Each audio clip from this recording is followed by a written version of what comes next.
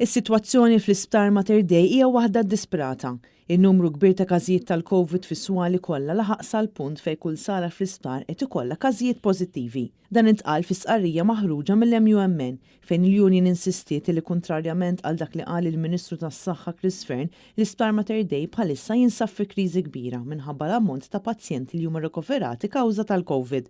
Bħalissa fl-Isptar Mater Dei hemm aktar minn 150 pazjent pożittiv għal COVID, każijiet li huma mifruxa fis-swali kollha u dan qed joħloq riskju għoli li dan il-virus jinfirex fl-isptar kollu.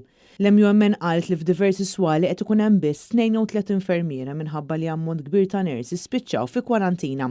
Saħqet li 3 swali fl-Isptar Mater Dei huma dedikati biss għal pazjenti pożittivi għal COVID fejn l-MUMN kellha toħroġ direttivi sabiex ikun hemm iktar infermiera. Dan peress li numru ta' infermiera qed jirrifjutaw illi jaħdmu overtime anke meta mitluba mill-management tal-istess sptar.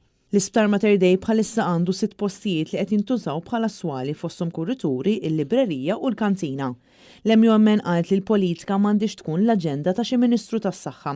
Għalhekk quddiem din is-sitwazzjoni l-MUMN qed tħeġġeġ il-Ministeru tas-Saħħa biex inaqqas ċerti operazzjonijiet mhux urġenti u jibda jaġixxi b'mod responsabbli peress li l-Isptar Mater Dei ma jistax jibqa' jaħdem b'influss daqshekk qawwi ta' każijiet pożittivi għal COVID-19.